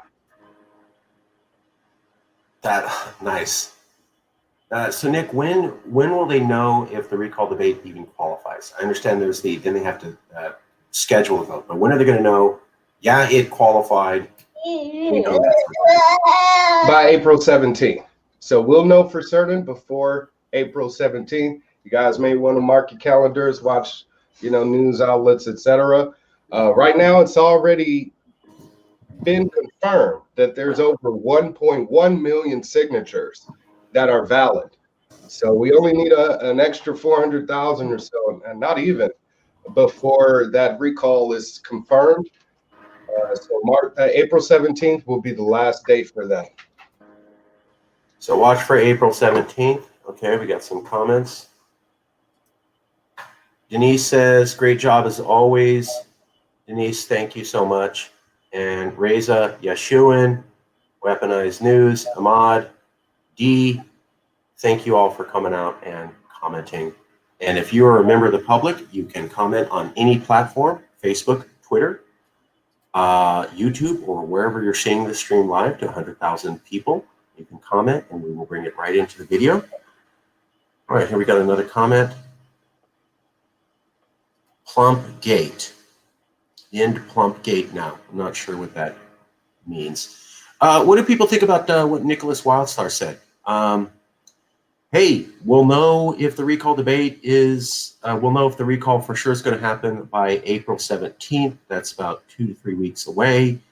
And after we do know, having a series of debates, I think Jason Wright and Nicholas Wildstar, two different CALEXIT Congress members, are concurring, would be a good thing to do. Is that a fair summary, and what do people think about that?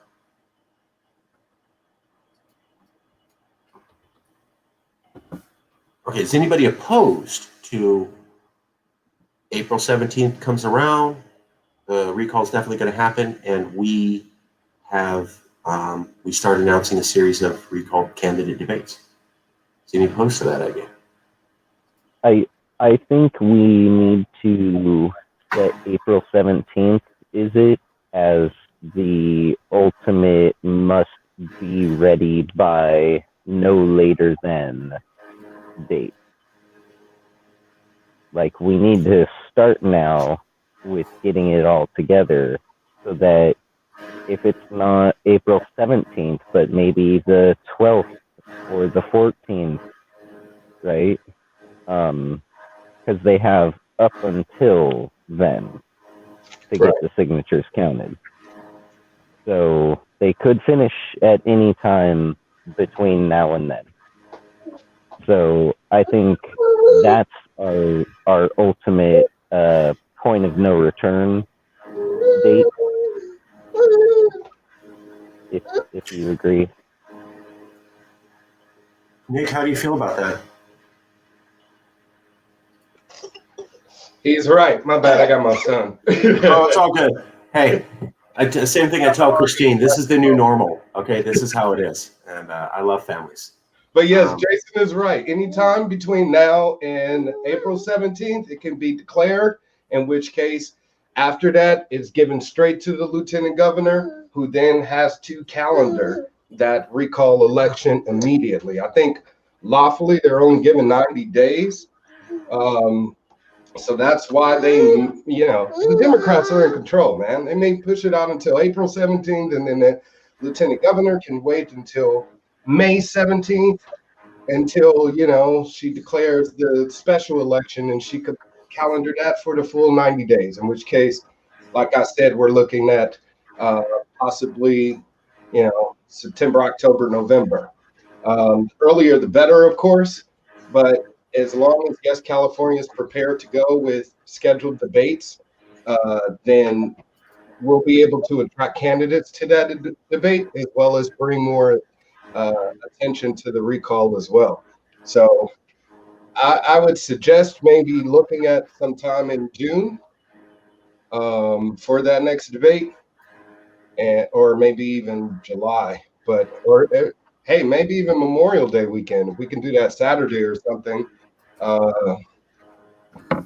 then that would be cool. Okay, so what I'm hearing is we should be ready to launch a debate just in case by April 17th. Let's get our talking points together, see who wants to come, the questions they want to have, just in case on April 17th they qualify it. Then we're ready to go like immediately. And however, the actual election may not be announced all the way up to November, which would probably upset a lot of people. I think that's what you're saying, Nick? Yes, sir.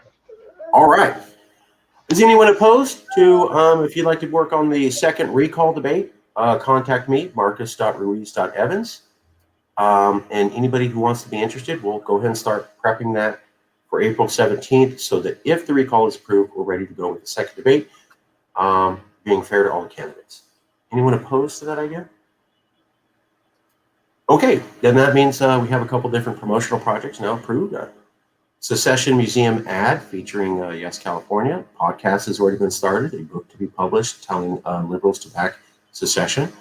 Yes California logo on Bitcoin, and a second recall debate or series of debates will be some of the promotional projects approved by Congress coming out. All right. Any other comments on promotional projects for anyone? Okay, then we are going to go to the last minute. Yeah. The cultural embassy video, the cultural outreach committee meeting video got lots of views, and I guess it was more than usual. Part of me is wondering if it had something to do with the fact that we were kind of creating a wish list of potential nations that we would like to reach out to their people and see if there's a organization that will counterpart with us and, you know, do one of these cultural embassies. I would like a second to ask anyone for their input on the wish list. Like if there's also if yes, your motorcycle's loud. Thank you. If someone didn't watch the video, I can just name these out real quick. Scotland, Catalonia, New Caledonia, Lakota and Navajo indigenous nations, as well as pretty much every single indigenous nation. Finland, Armenia, France, Germany, Mexico, and of course, Baja. Are there any nations, any people that Congress would like the International Outreach Committee to consider?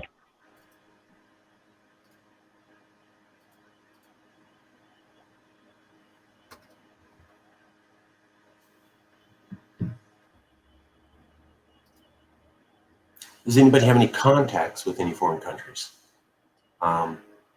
Jason's very enthusiastic about reaching out to others, which is great because we've gotten a lot of way with Scotland just reaching out to them. But if you have any contacts,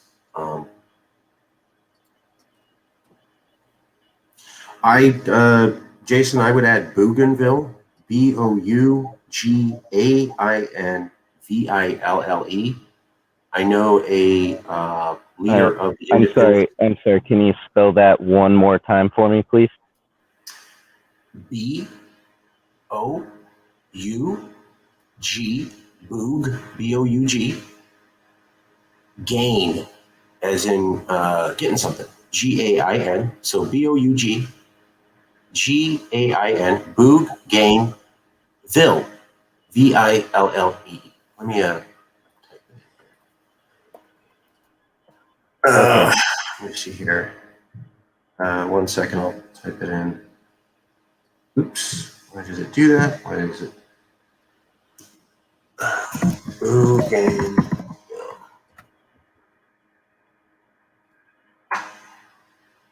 Bougainville. I misspelled that. Okay, that's basically it. It's a Bougain Ville. I'll send you the info. It's an island in the Pacific. They're looking for independence, and I have a contact with named Reka Havini. So that might be a future independent nation that might be willing to host a Yes California embassy, or come and speak at one of our congresses. I'll get you some more info. Nice, thank you. Yeah. And so to the rest of Congress, if you don't have any input for it now, you can always reach out to me on the Congress website. I'm one of the moderators there, so my mod at CALEXIT Congress should be posted up on the site for you. Yeah, feel free to reach out to me. Just let me know. Okay, it's fine. Oh, you got a comment? Yeshuan says, I have contacts in Nigeria, Uganda, Kenya, and Pakistan. None of the government, though, orphanages and ministry people. Well, the way that we do cultural embassies is not with the government of that country. It's typically with a nonprofit or a civil rights group in that country that has some sort of respectability and standing. So it's not with the official government because they're not official embassies. They're more of a publicity project, a living art exhibit that we call cultural centers or friendship association centers. And so any nonprofits that you actually know in that country that are in good standing are exactly who we want to talk to. Please, Yeshua, I'll put you in contact with Jason. Those are good contacts.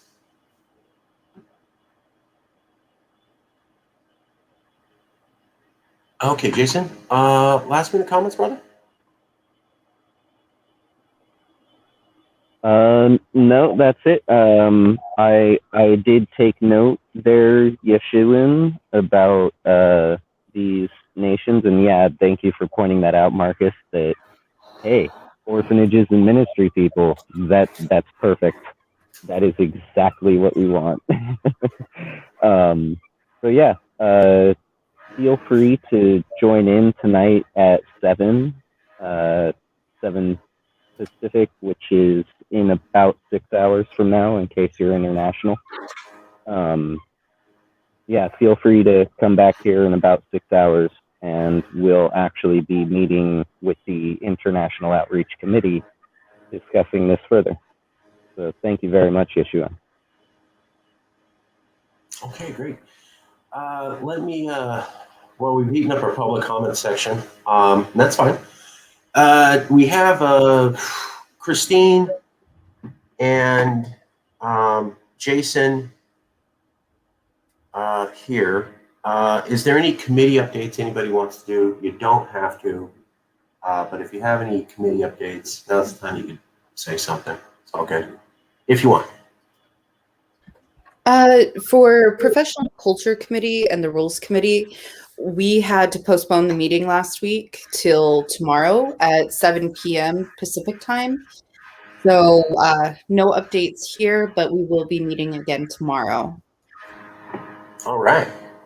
Jason, anything you want to say, brother?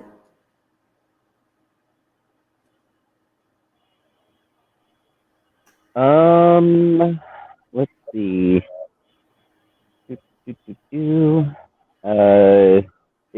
Is Robert Stark here today, No. right now? He is not. Okay. I was not able to attend the issues committee meeting, but I did watch the video and left my comment. There was something about internet security, privacy, and I guess, for lack of a better term, over moderation, excessive moderation, maybe. You know, stuff like that. We wanted to know if this was a big enough issue for our fellow Californians to mandate us pursuing some sort of resolution and then, you know, action. So if anyone could weigh in on all that, you know.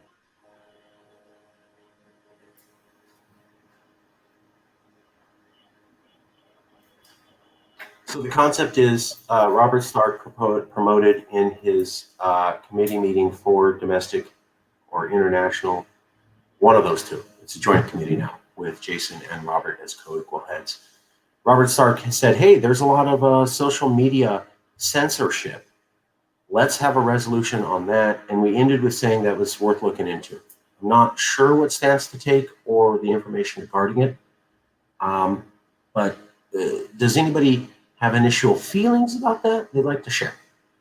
Social media censorship.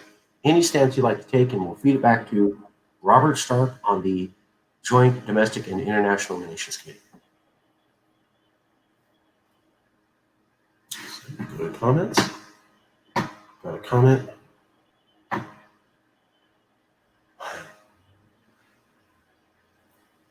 Okay, I'm going to say nobody really has any stance on that. We'll table that until Robert Stark is able to develop the idea more in the committee.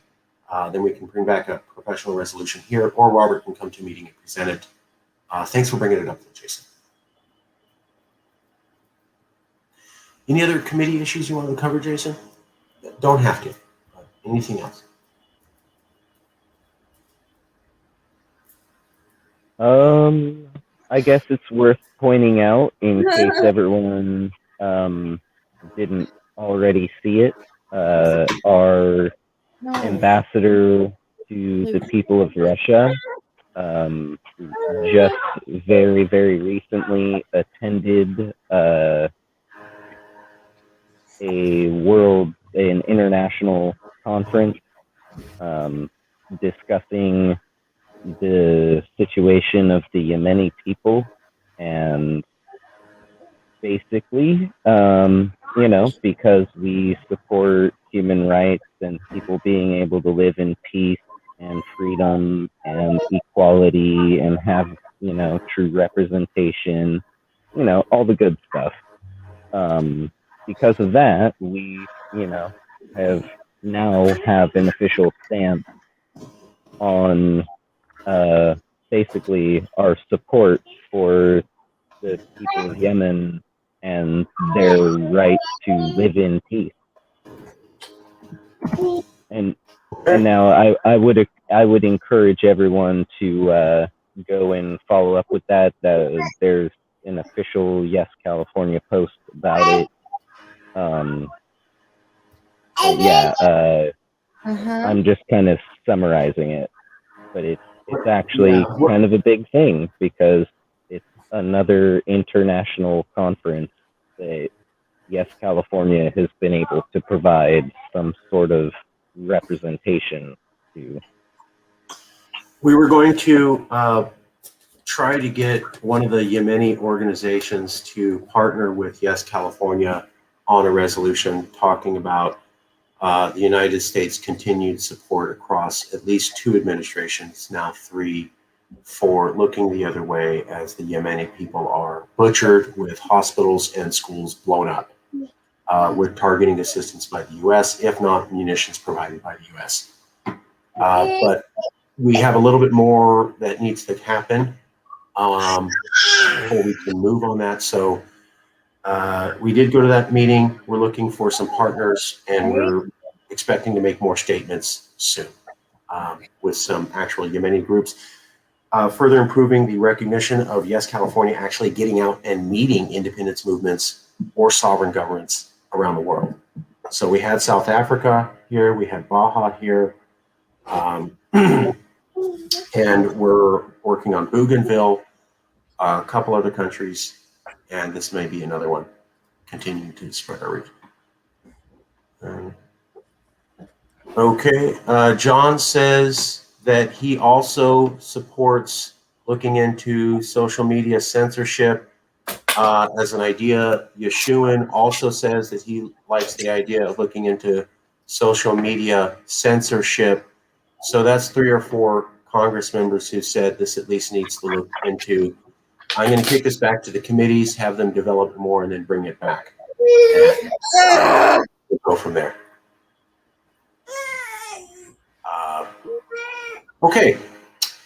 Then last bit of business for the CALEXIT Congress, and we will end 2 minutes behind. The Rules Committee recently Rules. One second. Yeah, I'm sorry. The Rules Committee recently looked at the idea of proposing a rule that we don't have other people speak about other CALEXIT organizations. I'm sorry. I'm having a little trouble. I'm sorry about that. Rules Committee proposed an idea saying, hey, we're all here for Yes California. Everybody's putting their time here for Yes California. In order to prevent drama or miscommunication, let's not bring up other CALEXIT organizations. Let's just, if you're here for Yes. Let's only talk about Yes. Good or bad, let's leave it here. Is anyone opposed to this rule that we're only going to talk about Yes California, we're not going to talk about other organizations, because that's not what everybody's working for. People are here for this. And also to prevent unnecessary drama. Is anyone opposed to that suggested rule? Marcus, before we have the vote on this, would you mind reading the official statement that the Rules Committee did draft? Because it's a little bit more extensive than just no drama, don't talk about other groups. Can you email that to me or post it in chat? I can take a look to try to find it. Hold on 1 second. I will pull it up right now. Okay.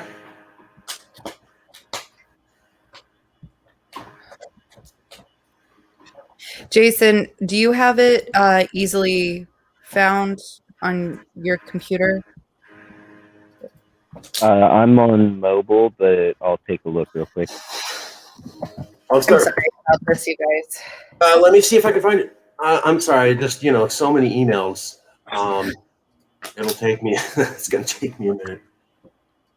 No, it's fine. I have it pulled up. Got it. You have it, Christine? I do, yes. Would you mind reading it, please? Sure. To avoid drama at Congress meetings, all talk about other independent organizations within California will be prohibited. This is to negate any perceivable negative backlash on other media platforms. The exception to this is when an organization reaches out to work on a joint project or legitimate venture.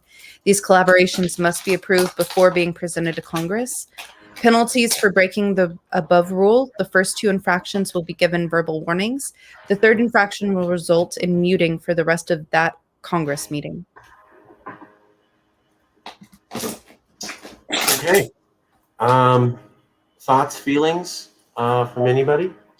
Anyone opposed to this as a general idea? Okay, I'm not seeing anyone opposed. I'll wait another couple seconds. This is your chance to say, I can't live with that. That's the end of the world. Or does this seem kind of, common sense? Like, you're here for the Yes California stuff. Why are we mentioning others? I'm not seeing anyone opposed to Congress. I'm going to consider this issue resolved. This is now a new rule. Just, hey, I posted up the official wording in the private chat, and we will post this up to the forum. But from here on out, basically, please talk about yes. You can be critical about yes. You can say nice things. You can say not nice things. It's fine. But let's only keep the conversation about yes. It's done. We're past. Okay, that's about it. We're 5 minutes behind. Is there anything critical that anyone in Congress thinks that we've got to make sure to get on this show? This is your chance to see that. Okay, then I'm going to end the broadcast, but you don't have to leave. If you want to continue to talk, you can, but the video will be over, and I'm going to take us out now.